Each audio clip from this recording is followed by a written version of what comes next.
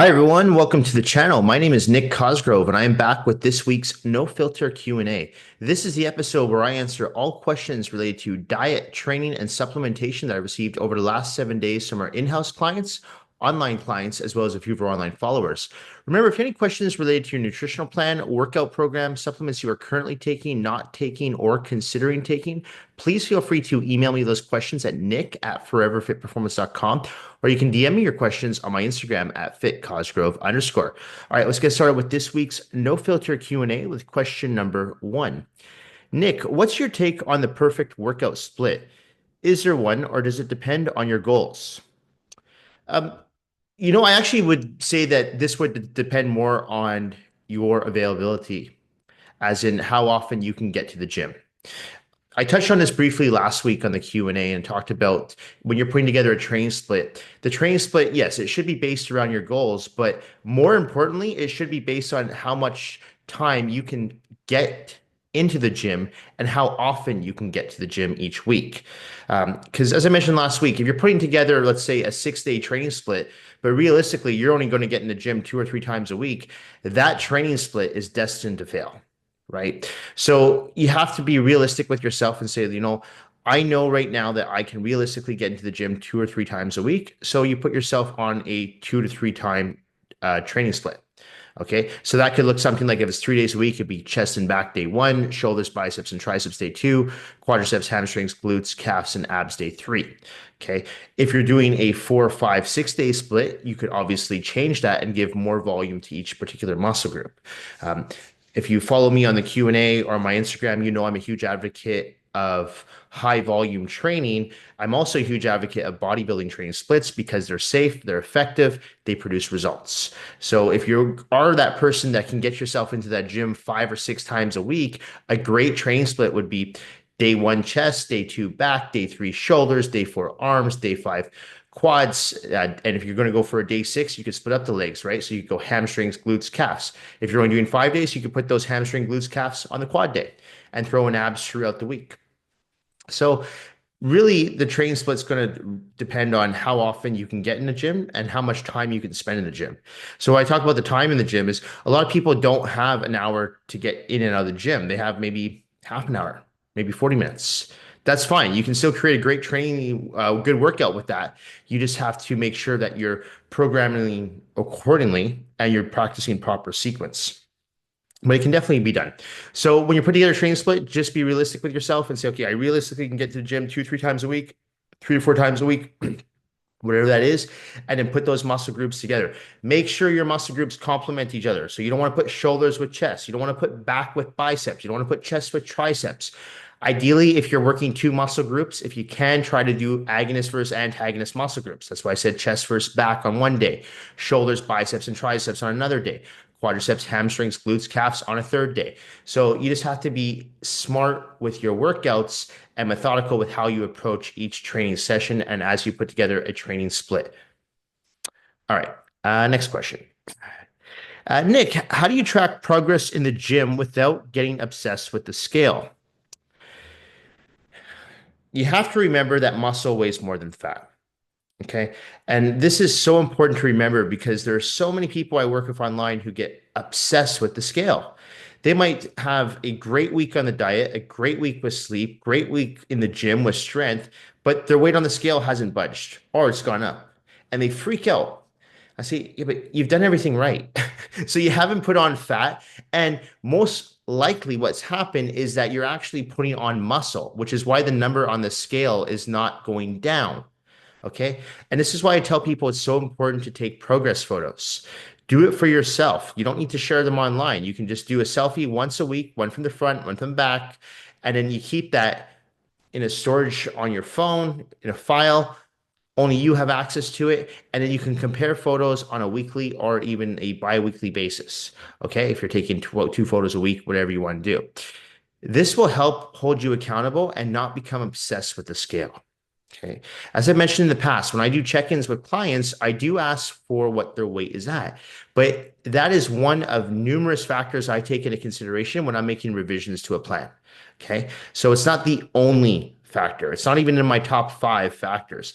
I just like to see how people's weights fluctuate when I increase their carbs one week, or I decrease their fats one week, or I give them more calories one week, but maybe I also give them a little bit more cardio as well. So I just like to see how that number is affected by the amount of work that I'm having my client do in the gym and what I'm doing with their macronutrients on that particular week. Okay. But that's really the only reason I look at the scale. So if you're someone who becomes so focused on the scale, my recommendation to you, get rid of the scale. Okay. Go back to the old school way, how you look, how you feel. That's what I've always done, how you look, how you feel. That's why I ask for progress photos. If I have someone who is looking like they're losing weight, but the number on the scale is not going down, I'm like, yeah, your body composition is changing. You're losing body fat. You're putting on muscle. We're fine.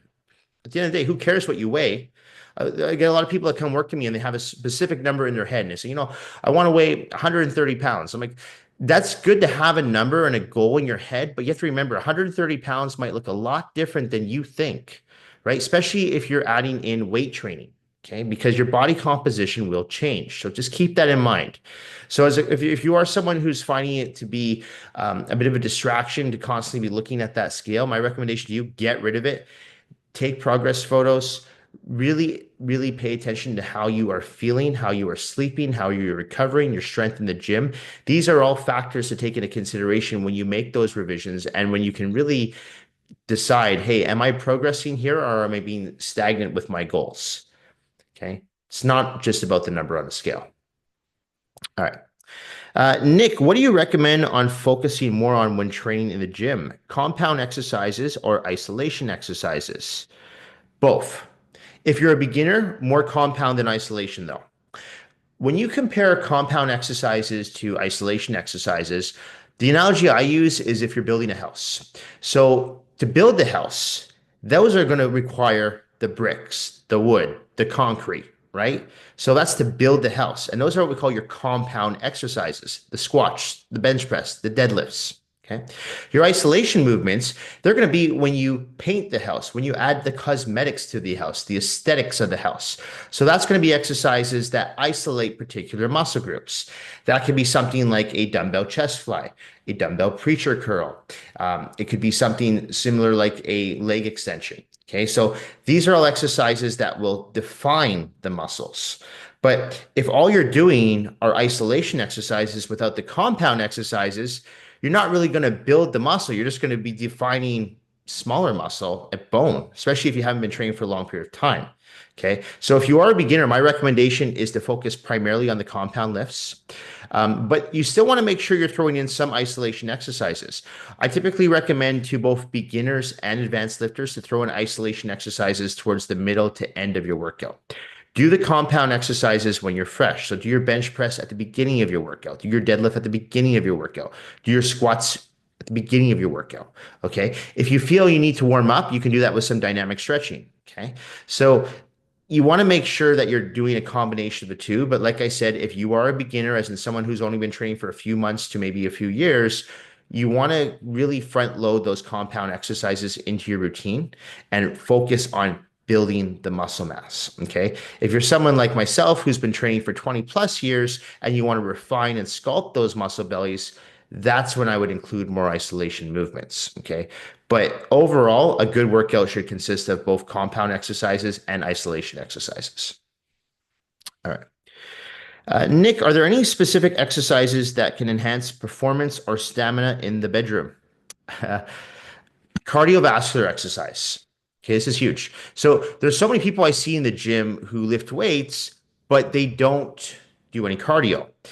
And what happens with these type of people is they tend to rest for prolonged periods of time between sets.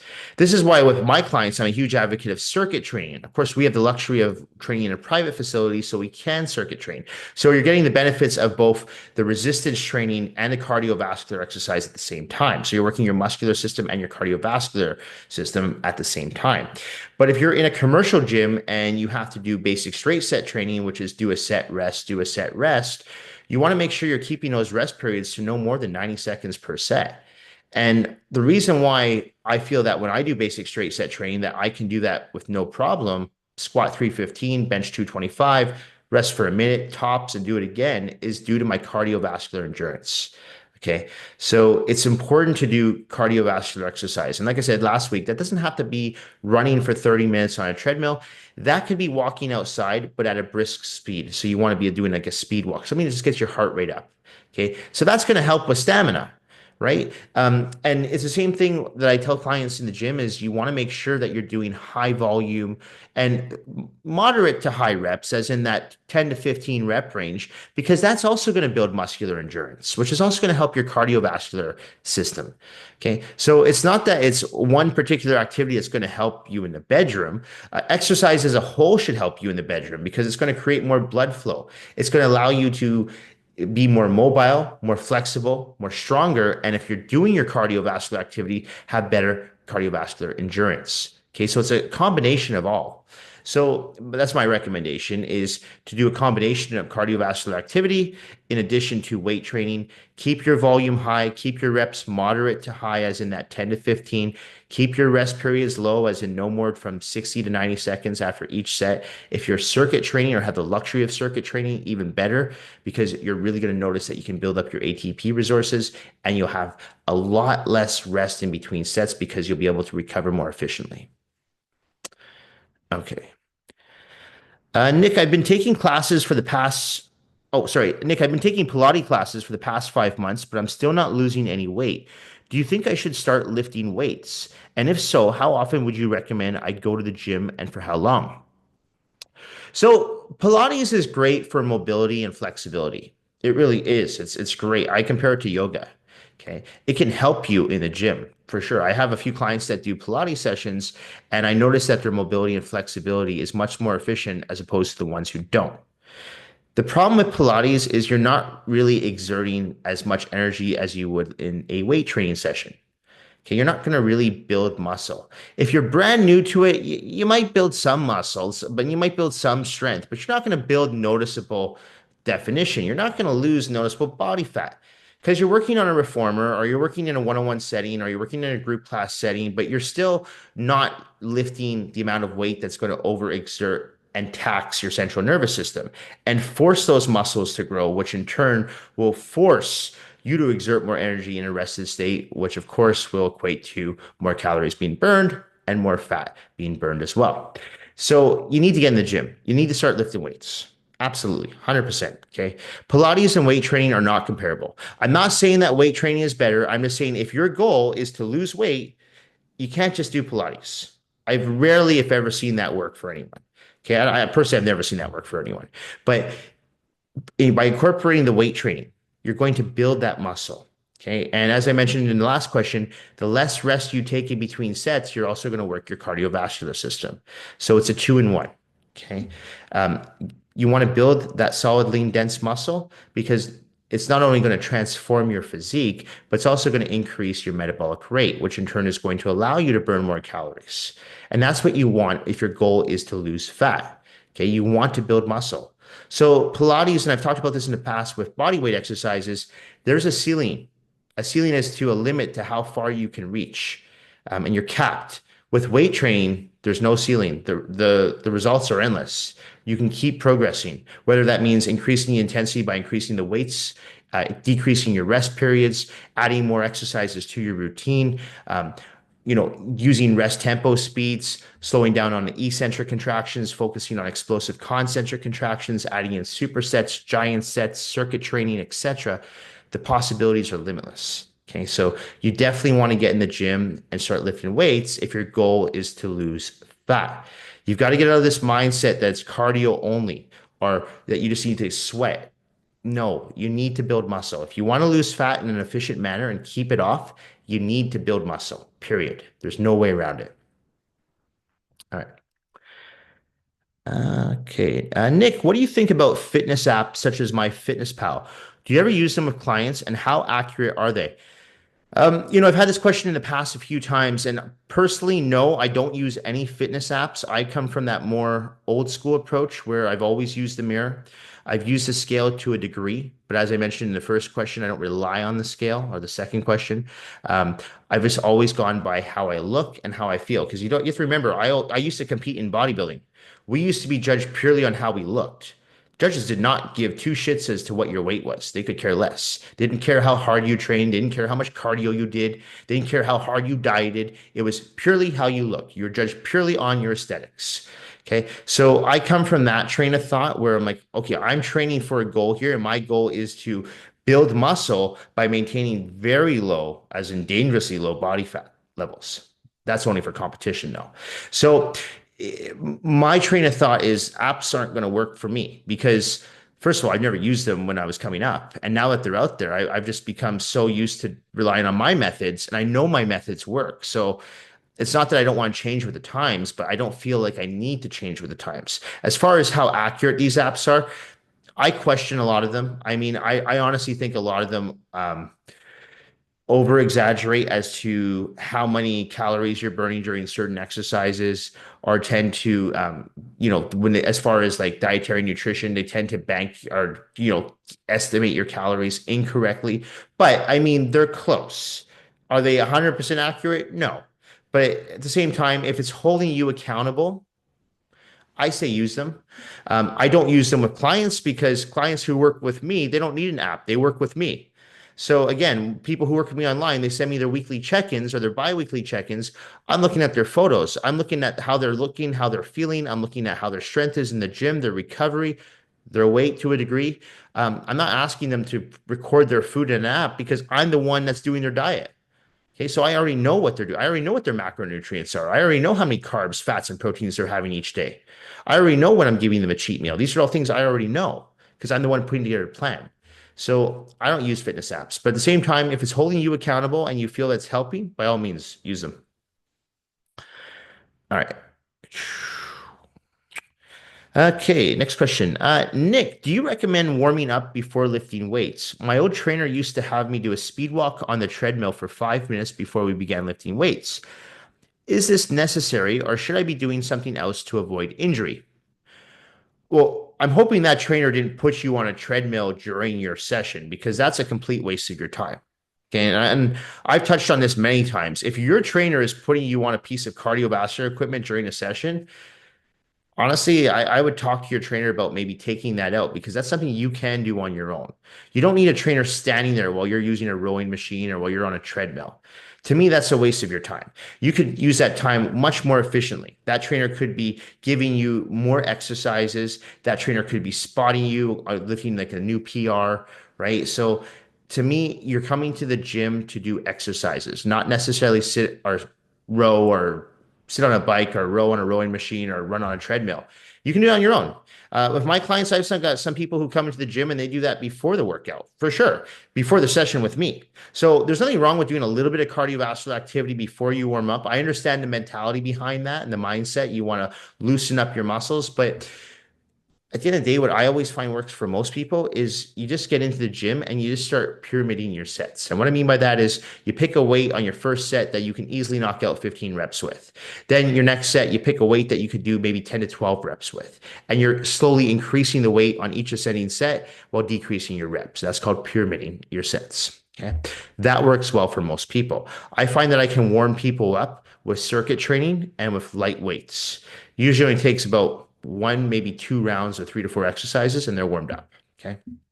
So I find that works really well. If you find that you yourself need a little bit more time to warm up, you could always do that cardiovascular activity, but don't do that with the trainer. You can do that on your own. That's a waste of your money. So yeah, you could get on the treadmill. I don't think that's going to take anything away from the workout. Just don't overexert yourself. Keep that intensity level at like a 5. Don't do a 10 because you don't want to tire yourself out before you go train the weights. Okay. You can also do some dynamic stretching. So stretching that involves movement. I would advise you not to do any static stretching, which is stretching that involves no movement with holds.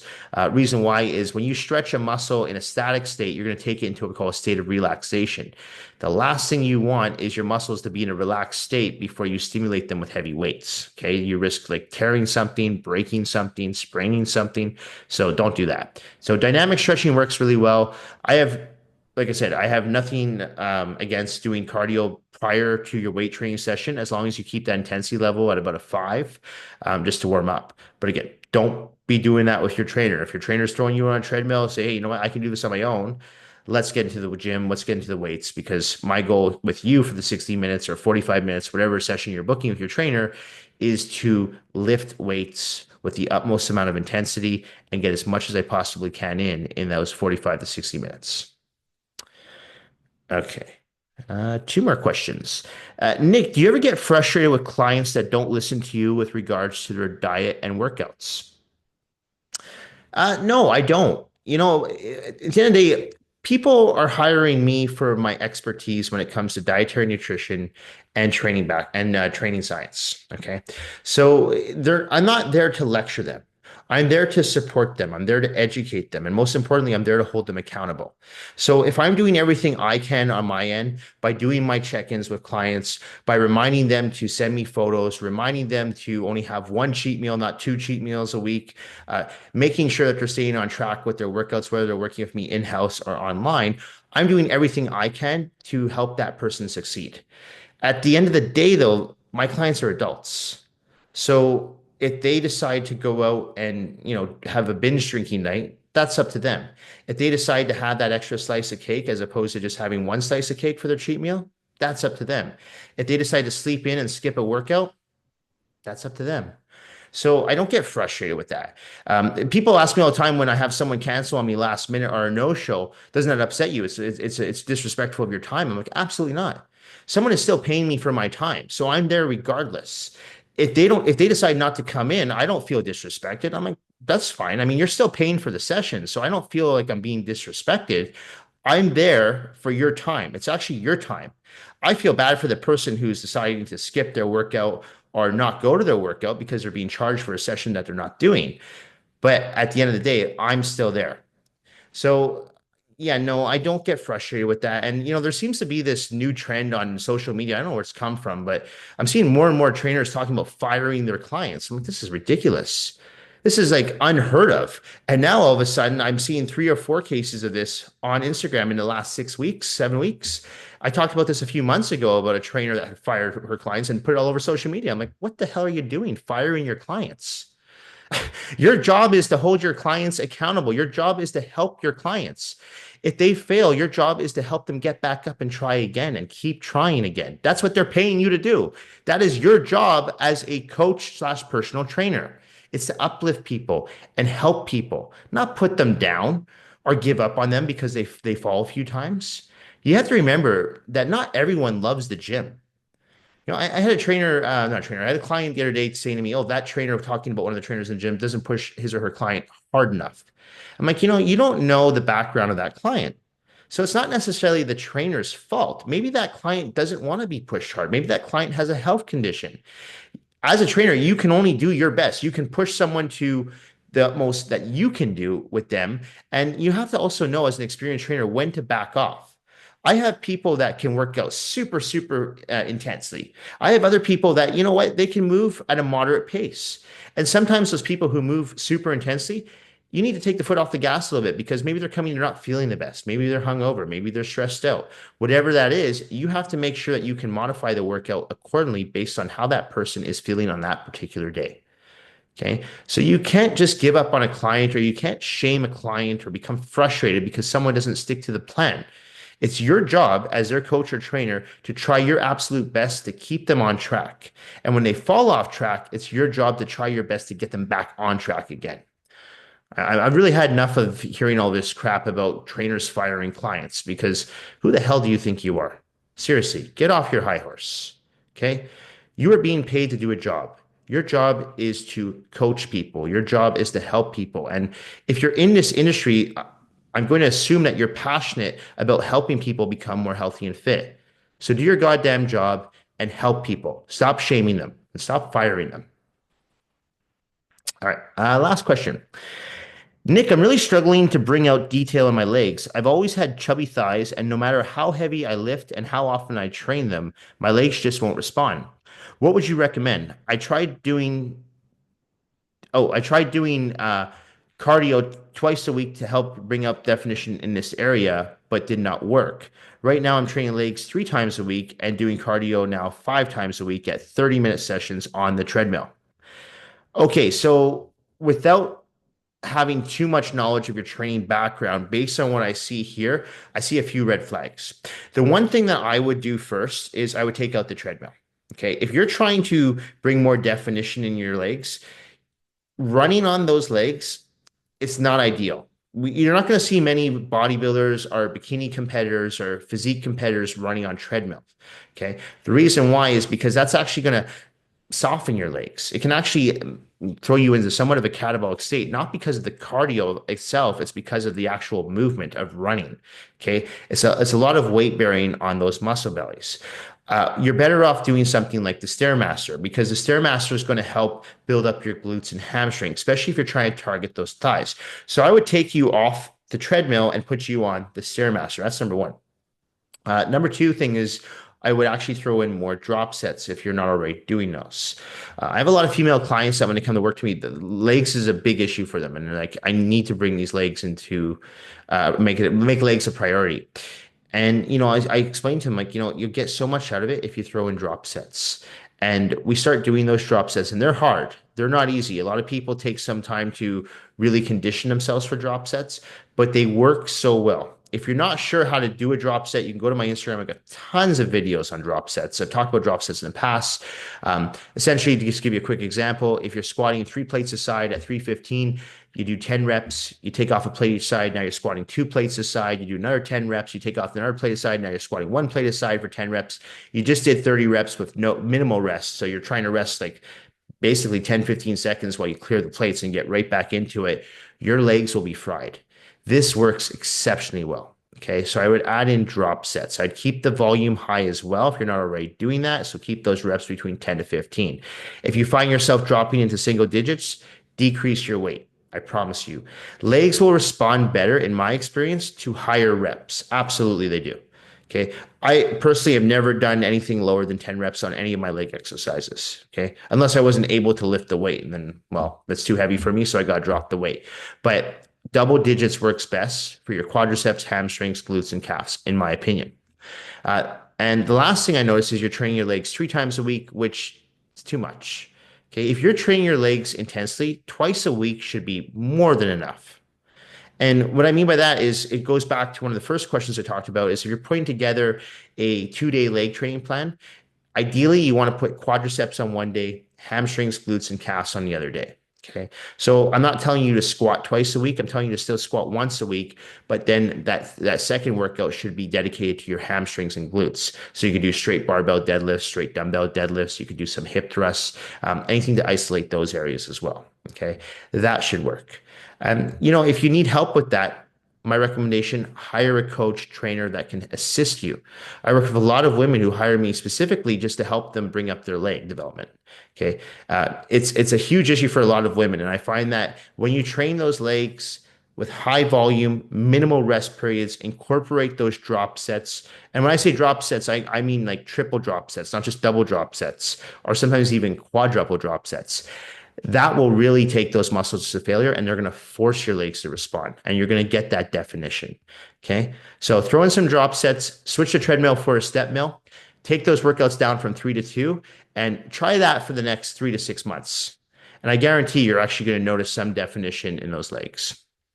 Anyway, that's it for this week's No Filter Q&A. This episode will be going up on Monday, March the 24th. As a reminder, if you have any questions related to your nutritional plan, workout program, supplements you are currently taking, not taking, or considering taking, please feel free to email me those questions at nick@foreverfitperformance.com, or you can DM me your questions on my Instagram at @fitcosgrove_. Thank you all for watching. Thank you for supporting my YouTube channel, my online coaching business, as well as my in-house personal training business here in Vancouver, British Columbia. I truly do appreciate all the support and feedback that I receive from each and every one of you. Thanks again, and I will see you all next week. Bye for now.